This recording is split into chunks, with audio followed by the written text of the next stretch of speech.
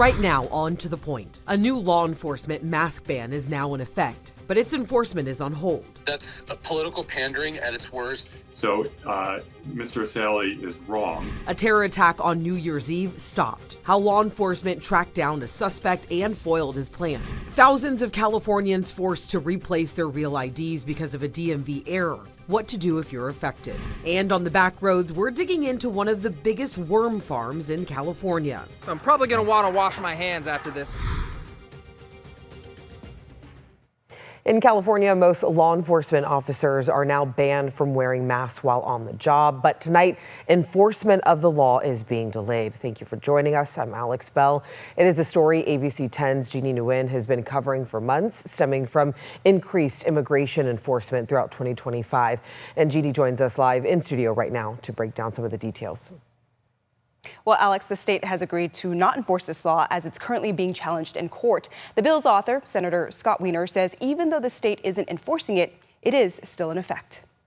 It's now illegal for ICE and other law enforcement to cover their faces in the state of California. Democratic Senator Scott Wiener posted this video on New Year's Day, letting people know his bill, Senate Bill 627, is now in effect. It prohibits local and federal law enforcement from wearing masks that cover their faces. California Highway Patrol officers are exempt.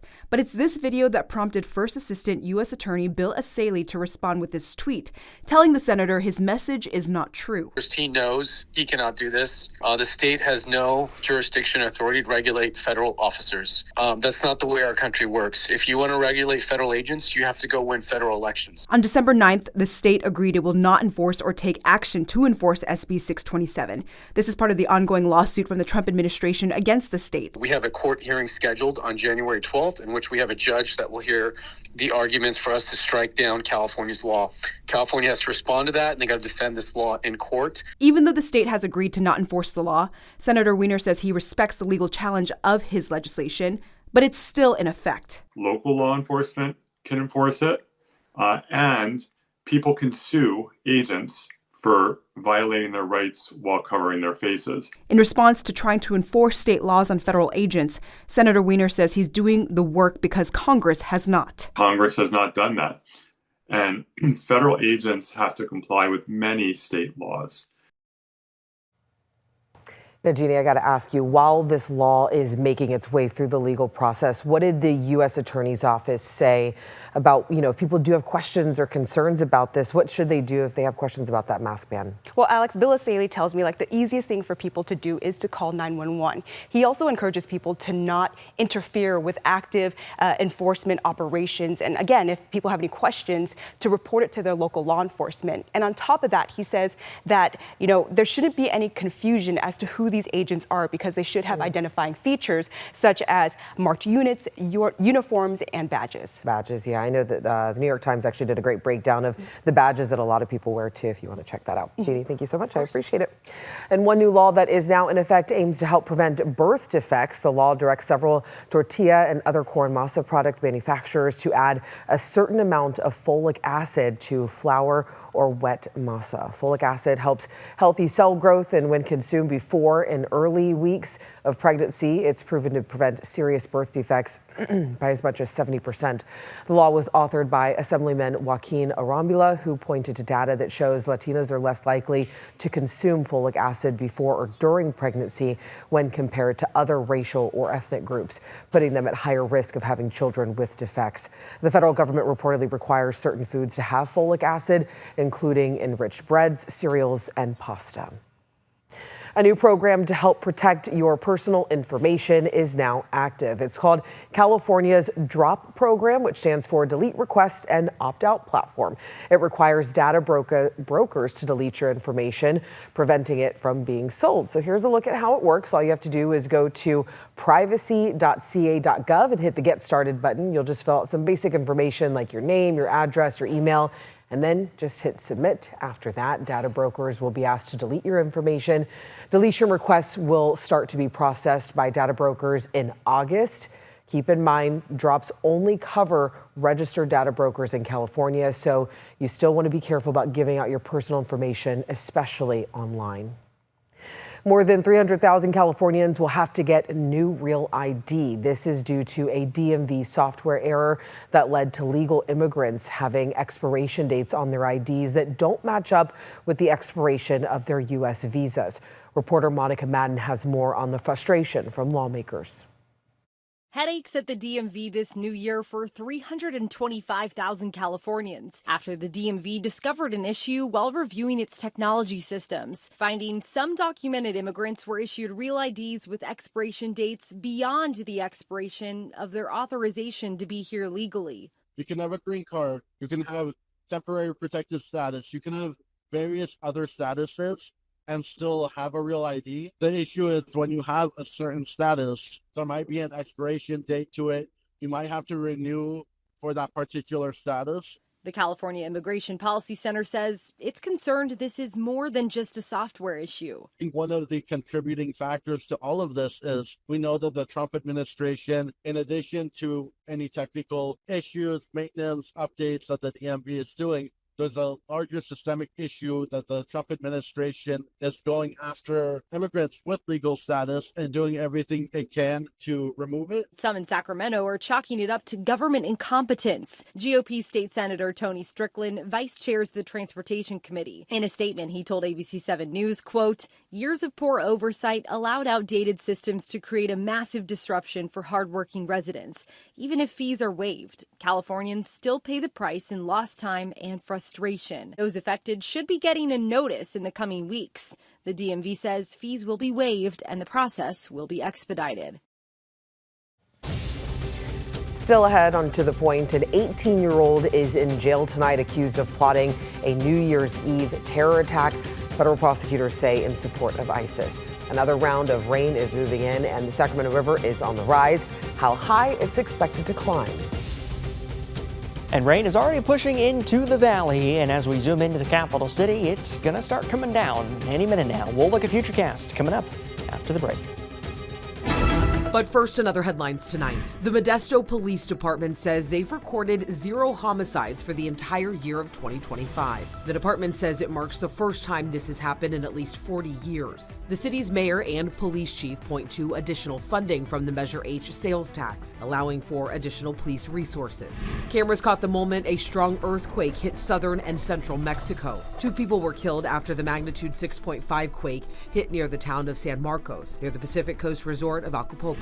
And sparkling candles on champagne bottles appear to be the cause of a deadly New Year's Eve party at a Swiss ski resort. Investigators say the candles came too close to the ceiling of a bar. 40 people were killed and more than 100 were hurt in the blaze. Another round of rain is coming through the region this weekend, and the Sacramento River is expected to rise. Right now at the I Street Bridge, it's about 18 feet and is expected to rise at least 7 feet. Man, take a look at that. All right, let's get things over to meteorologist Brendan Minchef. He is tracking some of the rain that's moving in. Once again, what can we expect here in Sacramento? Yeah, a pretty soggy weekend. Not a complete washout, especially tomorrow, but it's definitely going to be off and on rainy. So no matter what your plan is, no matter where you're going across Northern California, make sure you're keeping an eye on the weather. We see the first round of rain moving in right now. We've already seen some rain in the Upper Valley, but as we zoom into the capital city, man, it's about in West Sacramento, and then it's going to be moving into the town of Sacramento. That's how close it is. This is just the first band, though, because we're going to see some rain through the overnight and rain through Saturday and Sunday, continuing through Monday as it starts to wind down. Stockton also, the rain is just about there. Modesto will be another 15 minutes or so before we start to see some rain. Looking out from the tower cam, it doesn't look like it's raining just yet. It's pretty close, though, 60 degrees right now in the capital city. We are going to stay near 60 the next couple of hours, then dropping into the mid-50s as we roll through into Saturday morning. So off and on rain through the overnight, developing steady snow in the high country, though. Temperatures up near Truckee and South Lake Tahoe in the low to mid 30s, mid 50s across the valley to start Saturday morning. Saturday afternoon, some 50s and low 60s, rain and thunder in the high country. Snow continues all day long, and we've got this level 1 marginal risk for some strong to severe thunderstorms in the valley on Saturday, especially through the afternoon into the early evening hours.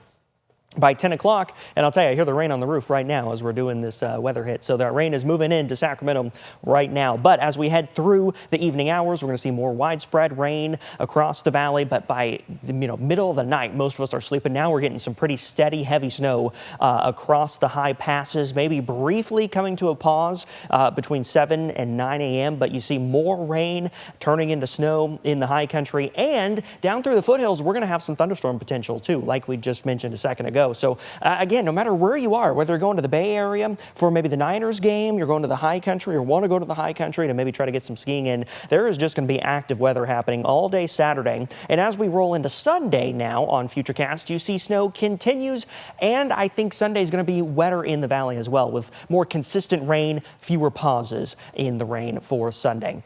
By the time we get to Monday, things do start to wind down, but it's still going to be wet for most of the daytime, both in the valley and up in the Sierra. By Monday at 10 o'clock in the morning, we're going to be adding another 1 to 2 inches of rain in the valley, a few inches of snow at lake level, but feet of snow up at the high passes. We're talking 2 to 4 feet of snow at places like Donner and Echo. The one other thing, it's going to be gusty. As that rain and that snow moves in tonight, we're going to see wind gusts developing towards 35 miles per hour across much of the valley.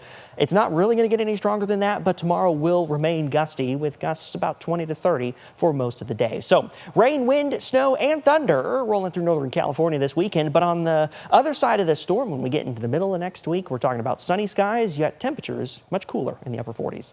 All right, Brendan, thank you. Right after the break, there's a big shakeup in the electric vehicle market. Tesla is no longer the world's top EV seller. Who just took the lead? Coming up. And tonight on the back roads, we get curious about the benefits of worms with a trip to one of the state's biggest worm farms. The Department of Justice says they stopped a terror attack from taking place on New Year's Eve in North Carolina. An 18-year-old is under arrest. ABC's Perry Russum is in Washington with the story. The Department of Justice says 18-year-old Christian Sturtevant was planning to use knives and hammers to carry out a terror attack on New Year's Eve in support of ISIS. He was preparing for jihad, and innocent people were going to die. And we're very, very fortunate they did not. Federal prosecutors say Sturtevant was targeting a grocery store or a Burger King in Mint Hill, North Carolina, outside Charlotte, where he lived. We do have some intelligence that he was looking at a grocery store because there would be a lot of people there. Prosecutors say Sturtevant was active online, posting on TikTok and chat rooms. 2 people he was unknowingly communicating with were undercover agents. According to court documents unsealed today, Sturtevant allegedly said the U.S. would pay for its retaliatory attack on ISIS targets after 2 National Guardsmen were killed in Syria in December. Investigation revealed that the subject was capable of executing this attack. He was training, he was doing push-ups, calisthenics, fitness. The FBI says they first started investigating Sturtevant when he was just 14 years old. According to court documents, back in 2022, he was accused of communicating with an alleged member of ISIS who encouraged him to attack his neighbor. Almost out the door, Sturtevant was stopped and restrained by his grandfather. He was never charged. If your child, relative, friend, or neighbor is sliding into a dangerous ideology, you'll be the first to see it. And together we can stop it. Sturtevant was arrested on New Year's Eve, the same day prosecutors say he was planning to carry out the attack. He had his first court appearance this morning, not clear if he entered a plea. Perry Russum, ABC News, Washington. Many Federal Emergency Management Agency or FEMA employees are starting the new year without jobs.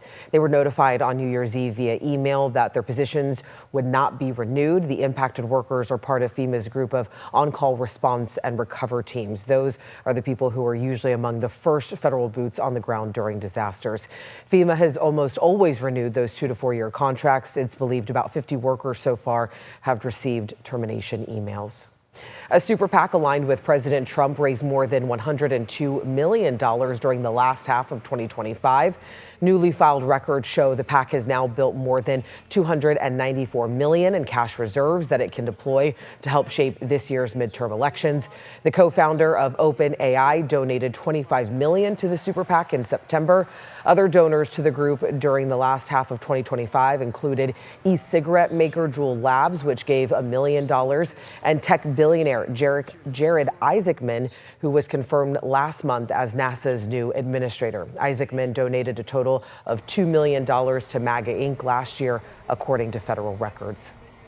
Tesla is no longer the world's largest seller of electric vehicles. Chinese electric vehicle maker BYD now has that distinction.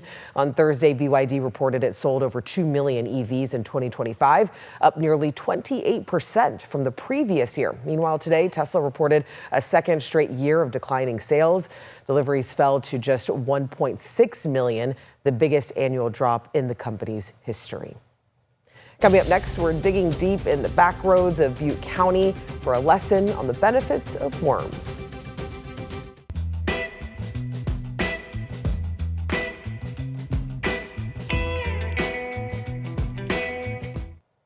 Well, you'll never know what you'll see on the back roads, including this. Tonight, John Bartel takes us to Butte County to go dig in the dirt and learn about the wondrous world of worm farming.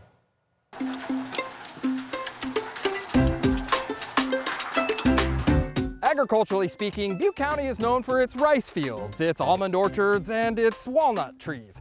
But what you may not know is that Butte County is also the leading producer of worms. And many of those worms are grown right here in Durham at the worm farm.